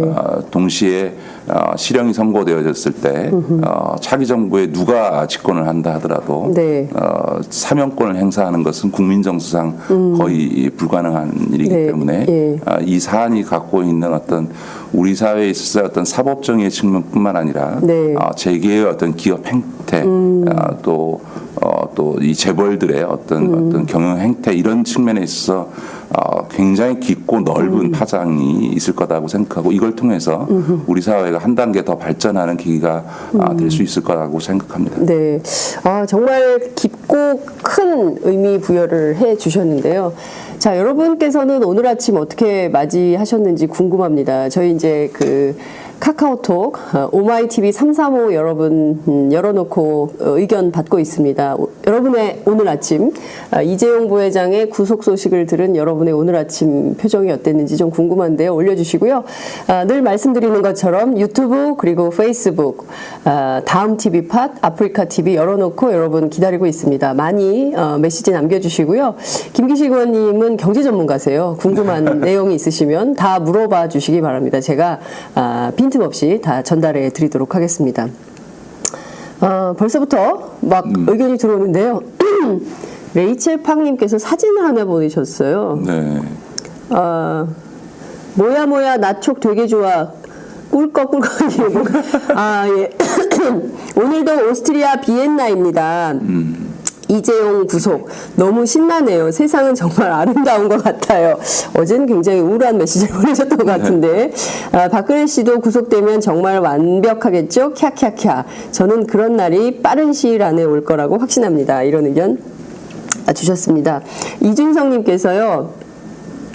오늘도 팟짱으로 하루를 시작합니다. 이재용 삼성전자 부회장이 구속이 됐네요. 이제라도 구속이 돼서 다행이고요. 박상진 삼성전자 사장도 특검 연장시켜서 구속영장 재청구해서 구속시키면 좋겠습니다. 최순실에게 돈 준 사람들 다 구속되고 삼성 해고 노동자들 복직시키고 인터넷 기사 본 적이 있는데 삼성전자 서비스 노동자들도 불법 파견이라고 패소했던데 정규직 되셔서 그분들도 다시 복직시키면 좋겠어요. 저도 예전에 삼성전자 다닌 적이 있거든요. 전직 삼성전자 직원이신가 봐요. 네. 굉장히 많은 분들이 지금 계속 올려주시고 계시는데요. 얘기를 좀 들어봐야 되기 때문에. 그 지적하신 내용 중에서 박상진 사장에 대해서 영장이 기각되지 않았습니까? 아마 법원에서는 박상진 사장은 말 그대로 시켜서 한 일이지 본인이 주도적으로 한 것이 아니기 때문에 구속시킬 정도는 아니다라고 판단을 한 것 같습니다. 네네. 근데 이제 이 사안은 굉장히 중요한 어떤 앞으로 특검 수사와 이 박근혜 최순실 게이트 처리에 있어서의 하나의 시사점이 되는데요. 네. 무슨 얘기냐면 물론 당연히 이번 그 삼성 건의 주도는 이재용 부회장이 했고 네. 그랬습니다만 과연 시켜서 했다고 해서 이 불법 행위를 한 것에 대해서 어느 정도로 처벌해야 되느냐라고 네. 하는 문제죠. 예를 들어서 블랙리스트 네. 작성 과정에서 문체부의 공무원들이 관여했었고요. 삼성물산과 제일모직 합병 과정에서 복지부 공무원들이 맞아요. 위법한 행위를 하지 않았습니까? 네. 과연 이들을 단지 시켜서 했으니까 뭐 좀 봐준다 이렇게 가게 되면 네.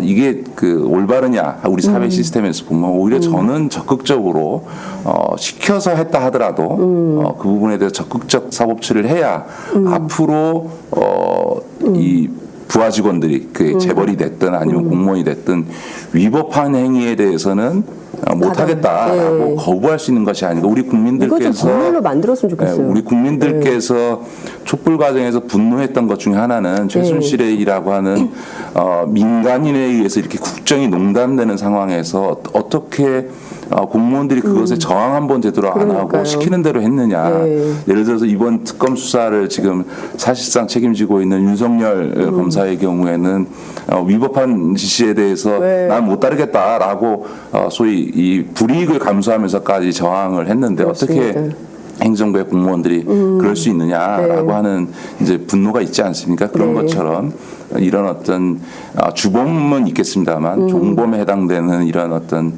실무자들에 대한 사법 처리의 수위를 어떻게 할 거냐, 또 법원이 나중에 기소되어졌을 때 어느 수위에서 처벌을 할 것이냐라고 하는 문제도 우리 사회의 어떤 시스템의 어떤 근본적 변화라고 하는 측면에 있어서는 특검이나 검찰 또 법원에서 네. 깊게 고민해야 될 대목이 아닌가 싶습니다.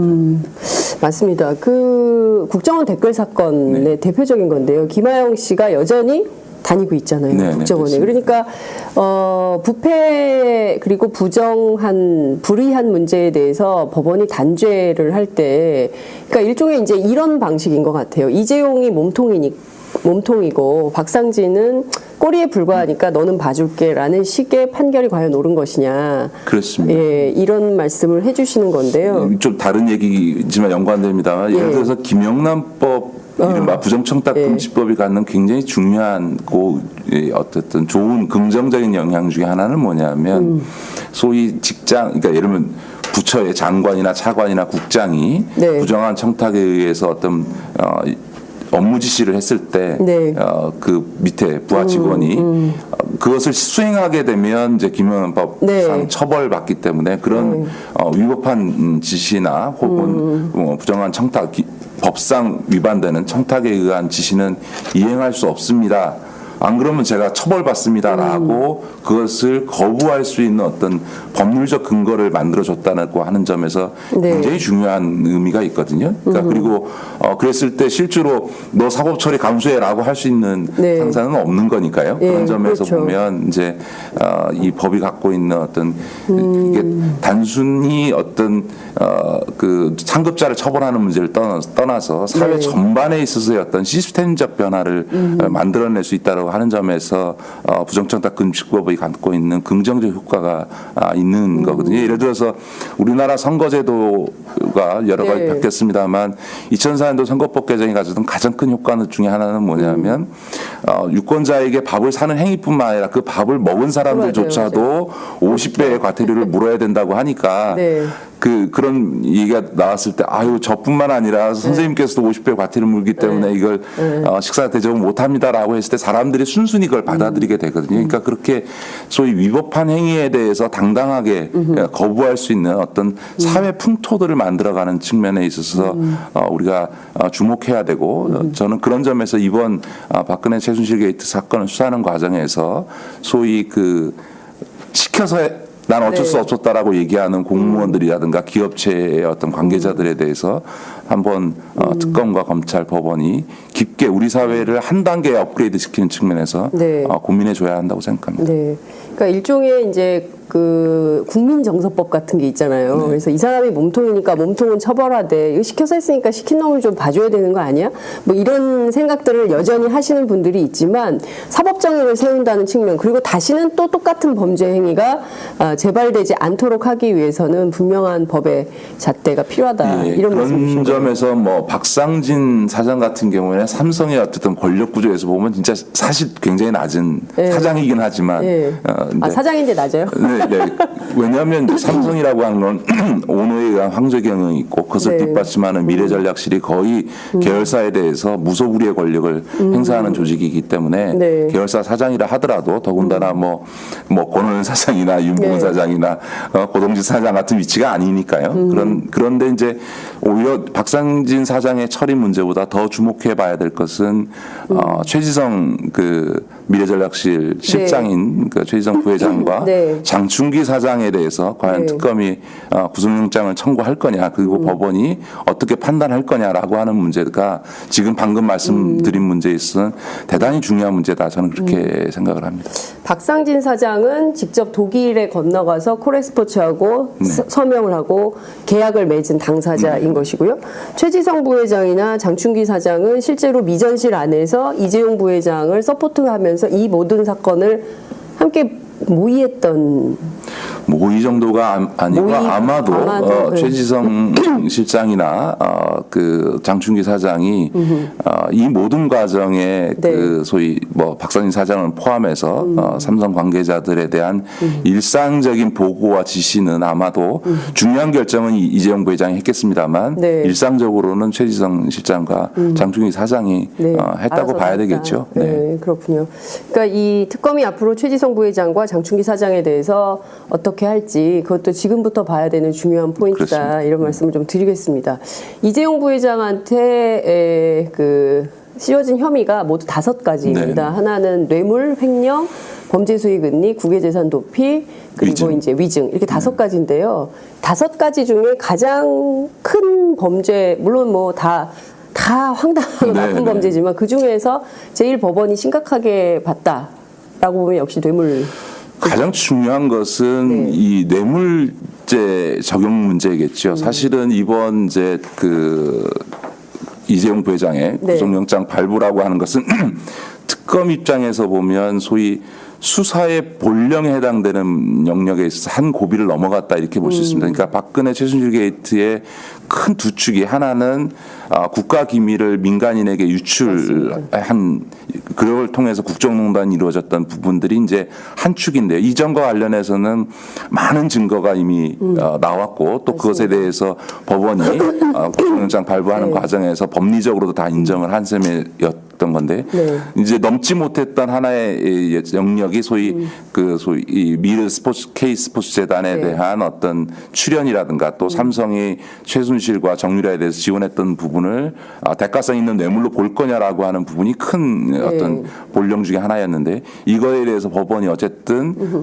혐의 사실에 대해서 충분히 구속 사유에 해당된다라고 인정을 했다는 점에서 큰 본령을 넘는 거죠. 그런 점에서 보면 이재용 부회장의 구속으로 특검은 전체적으로 이 수사에 한 고비를 넘겼다 이렇게 볼 수 있는 것 같고요. 그런 점에서 보면 이재용 부회장에 적용된 수많은 적용 5개의 어떤 네. 혐의가 있습니다만 그거는 일단 기본적으로 뇌물죄라고 하는 것을 두고 거기에 연관된 어떤 그 돈을 마련하기 위해서 횡령이 이루어지는 거고 네. 횡령해서 뇌물을 준 그렇죠. 거니까요. 횡령해서 뇌물을 줬다 이렇게 보는 거고요. 또 한편에서 뇌물을 주기 위해서 승인 없이 자금을 해외로 반출했기 때문에 이제 그거에 대해서 법률 위반을 적용하는 것이기 때문에 큰 축에서 보면 뇌물죄 문제가 제일 중요하고 또 이것은 박근혜 대통령의 탄핵 사유 중에서 네. 가장 중요한 구성 요소이기 때문에 네. 법원이 이것을 영장을 발부했다는 것은 헌재가 이제 앞으로 3월 초로 예상되는 네. 이제 탄핵 심판 네. 결정 과정에서도 네. 상당히 중요한 어떤 영향을 미치지 않을까 이렇게 생각을 합니다. 전체 지난해 9월 한겨레 첩보도 물론 이제 7월에 조선